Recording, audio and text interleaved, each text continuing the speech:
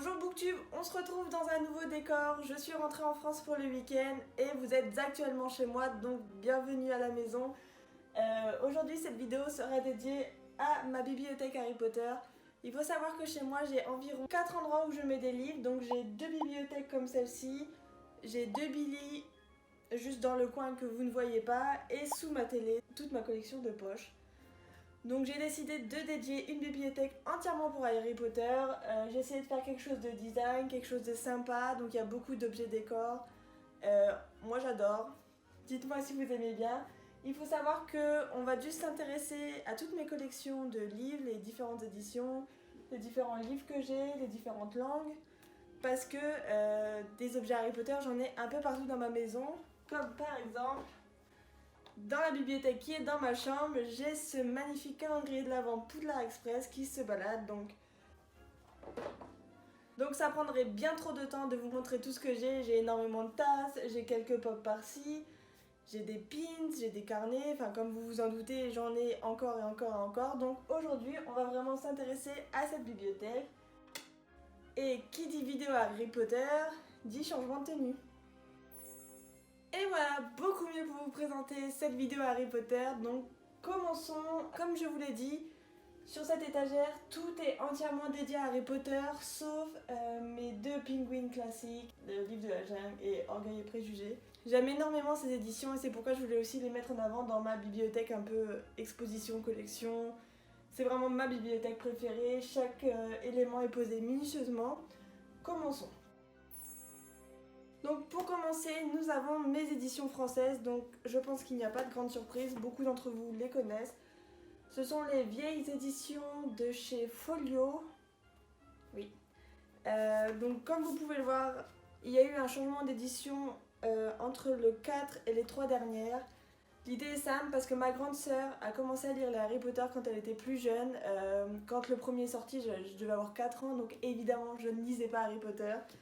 Je m'y suis mis beaucoup plus tard, mais ma sœur n'a pas retrouvé la suite, donc j'ai racheté les 3 dernières, je dirais dans les années 2010. Ça me rajeunit pas du tout.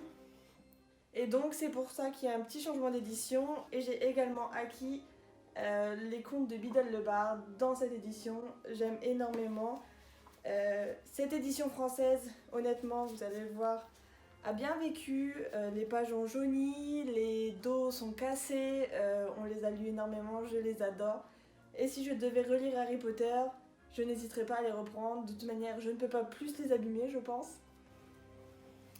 Donc ensuite, on va s'intéresser à la collection en soi. Et depuis plusieurs années, on peut dire que j'abuse un peu. Je vais pas les compter, mais j'en ai énormément, dont ma précieuse, les premières éditions. Toutes ne sont pas en première édition et je vais vous présenter ça tout de suite. Donc pour commencer, je vais vous présenter les 4 premiers tomes que j'ai en hardback. Et les 3 derniers, comme vous pouvez le voir, je les ai en paperback. Donc l'idée étant... Non, l'inverse. Ces 3 tomes sont en paperback et les 3 derniers sont en hardback. À terme, je souhaite évidemment avoir les 7 en paperback et les 7 en hardback, mais ils sont pas forcément faciles à trouver. De temps en temps, je tombe dessus. Par exemple, à Gibert, j'ai pu en acheter quelques-uns. Les premières éditions m'ont été offertes par mon copain à Noël et il m'a clairement fait comprendre que ça n'allait pas être facile car évidemment Harry Potter est un énorme phénomène et les premières éditions se revendent très très cher. Mais je suis très fière de cette collection. Donc ces 3-ci sont les paperbacks.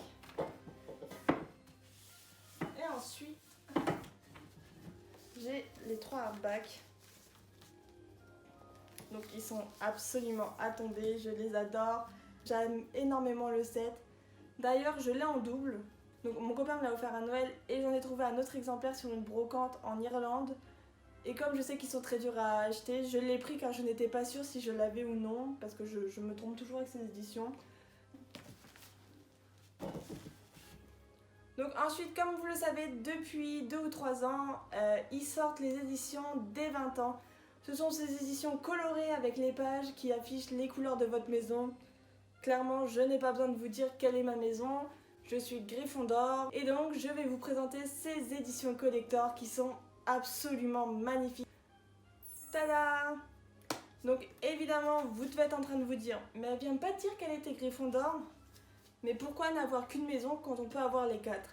Donc là, encore une fois, mon copain, et là vous êtes en train de vous dire qu'il gère carrément à Noël ou qu'il achète toujours la même chose.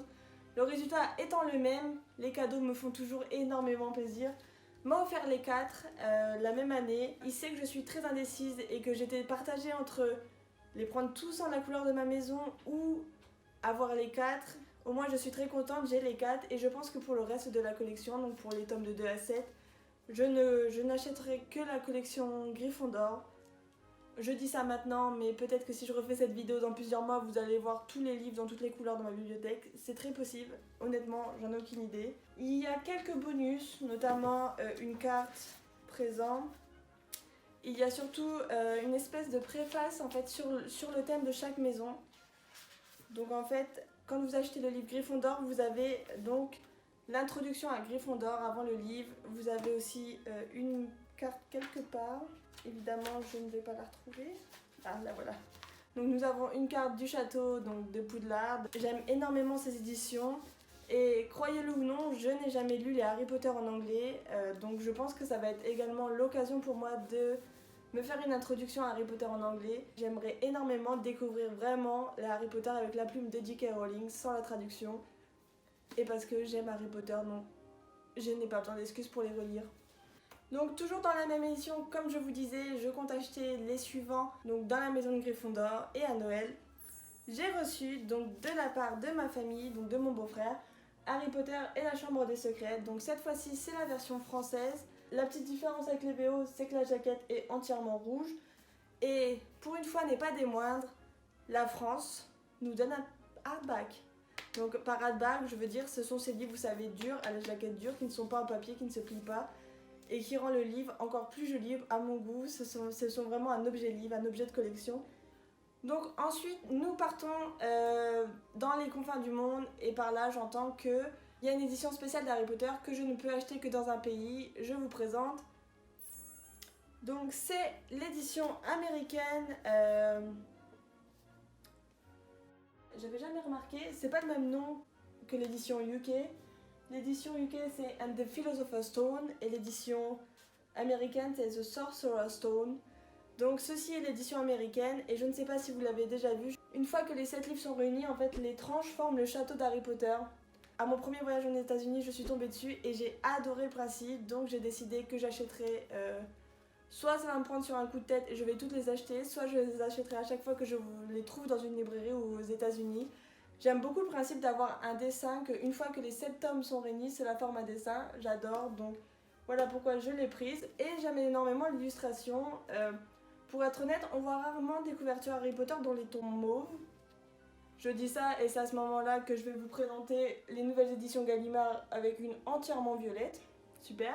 Mais je trouvais vraiment que l'édition ressortait et j'aime beaucoup l'arrière aussi avec les parents d'Harry.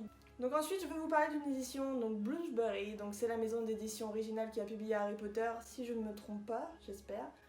Et je pense qu'ils ont sorti une nouvelle édition, vous allez sans doute la connaître, c'est ce coffret super célèbre avec les 7 livres. Sauf que moi, j'ai décidé d'acheter cette édition dans chaque voyage ou pays ou lieu visité qui a un lien avec Harry Potter. Donc je parle de celle-ci, donc à titre d'exemple, comme vous pouvez le voir, j'ai acheté cette édition au studio Harry Potter, donc j'ai je sais pas comment on peut appeler ça. J'ai un espèce de tampon Harry Potter qui certifie que je l'ai acheté au studio sur la couverture. J'ai acheté le 1 là-bas et j'ai beaucoup aimé le principe d'avoir une espèce d'histoire derrière l'achat du livre, de pas se dire je l'ai acheté pour l'acheter parce que je fais un caprice. C'est certes un caprice, mais c'est un caprice super sympa. Donc ça c'est pour la première.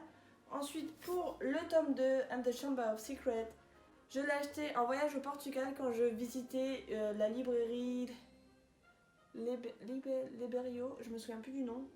Cette librairie a inspiré J.K. Rowling pour l'architecture donc de la bibliothèque, des monuments et compagnie. Elle est réputée pour ça. Et j'ai également le tome 3 de cette édition qui est en Écosse. Donc ce tome 3 je l'ai acheté en Écosse parce que évidemment Poudlard est en Écosse, le train Harry Potter est en Écosse, le Hogwarts Express. Donc ça faisait totalement sens. Je me retiens pour pas craquer et pour pas acheter les 4 autres directement en Écosse. Je veux vraiment qu'il y ait une histoire derrière ces achats. Il y a évidemment beaucoup de lieux où je peux visiter qui ont un lien avec Harry Potter, notamment Édimbourg. Édimbourg est le berceau d'Harry Potter, il y a tellement d'éléments sur Harry Potter, donc je sais que je vais acheter le 4 prochainement à Édimbourg. Ensuite, prochain livre sur la liste, nous allons nous intéresser donc, c'est les livres un peu compagnons que j'appelle ça. Nous allons nous intéresser à Harry Potter and the Cursed Child, Les Crimes de Grindelwald, j'ai aussi Fantastic Beasts. Donc c'est tous ces petits livres bonus qui ont un lien avec l'univers Harry Potter mais qui ne sont pas vraiment l'histoire en soi même d'Harry Potter. Donc les voici, donc comme je vous le disais, j'ai la pièce de théâtre en VO car je l'ai achetée dès sa sortie, je ne voulais pas attendre la version française, mais il me semble que quelque part dans une de mes bibliothèques se balade la version française. Ensuite, nous avons les scénarios du film Les Animaux Fantastiques, le 1 et le 2. Je vais être honnête, je ne les ai jamais lus, mais les livres étaient juste à tomber. Ce sont vraiment des livres objets, des livres à collectionner. Je ne sais pas si je les lirai un jour, je ne suis pas trop scénario. D'ailleurs, la pièce de théâtre n'a pas vraiment été mon... Je l'ai lu et j'ai beaucoup aimé replonger dans l'univers et découvrir l'histoire. Après, le format théâtre n'était pas vraiment adapté pour moi. J'aime les descriptions, je veux des descriptions. Et là, bon bah, voilà, pas de description. J'ai un peu peur que ça soit pareil pour les scénarios, mais je suis vraiment intriguée car je n'ai jamais lu un scénario de livre. Et donc, pour finir, Eba des Moines, je vous parle de cette nouvelle édition française. C'est cette édition extra large, extra budget, car il me semble qu'ils sont un petit peu chers. Je me souviens plus du prix, mais je crois que ça se rapproche de la trentaine d'euros. J'ai nommé l'édition Gallimard. Donc ce sont cette édition que vous avez sans doute dû voir passer en librairie. Ils sont très grands, ils sont également souvent que de 2 couleurs et ont une illustration qui représente l'histoire du livre. Donc par exemple pour le prisonnier d'Azkaban, on retrouve la prison sur la couverture. Ils sont également très lourds, désolé. Pour l'ordre du Phénix, qui est mon préféré. Quand j'ai dit mon préféré, je voulais dire qui est ma couverture préférée de cette édition. J'adore les couleurs, j'adore le Phénix, j'adore tout dans cette édition. Je les aime énormément, toutefois je pense que ce sont que des livres de collection, car comme vous pouvez le voir, ils sont très grands, ils sont assez lourds, pas forcément pratiques à emmener dans son sac si vous voulez lire dans les transports en commun ou en voyage. Car comme vous le voyez, ils sont pas forcément très pratiques à avoir en main ou à lire, mais si vous aimez les grands livres également, ceux pour vous. Je sais que pour moi, pour les relire, et notamment, je ne vais pas les emmener en Écosse. Ils sont beaucoup trop imposants, mais je les aime énormément. Et donc à présent, j'aimerais vous parler de ces livres qui ne sont pas présents, mais que j'aimerais énormément. Donc je pense notamment à la collection illustrée des Harry Potter. Ce sont ces livres avec donc les pages illustrées. Je les trouve absolument à tomber. Il me semble que le 4e est sorti en VO et qu'en France nous avons les 3 premiers. Je ne sais toujours pas si je veux les VO ou les français, mais ce qui est sûr c'est qu'un jour je les veux. Et si vraiment je devais choisir un livre à acheter que je n'ai pas dans ma collection et qui est donc hors les 7 livres originaux, je voudrais vraiment acquérir donc le pop-up Harry Potter. Vous savez, c'est ce livre que vous ouvrez et Poudlard s'ouvre en 3D. Le livre est assez cher et assez imposant. Je ne l'ai pas jusqu'à présent car je voulais vraiment avoir plus de place. Donc j'aimerais vraiment acquérir ce livre pop-up pour pouvoir l'exposer ouvert dans ma bibliothèque. Je ne sais vraiment pas si je peux faire ça. Je ne sais pas à quel point le livre est haut. Mais ce qui est sûr, c'est qu'un jour je l'aurai. Voilà, donc si cette vidéo sur le thème d'Harry Potter vous a plu, n'hésitez pas à me le faire savoir. Sachez que j'ai également beaucoup d'autres éléments Harry Potter dans ma maison. Cette vidéo touche à sa fin. Merci beaucoup de l'avoir vue et rendez-vous dans une prochaine vidéo.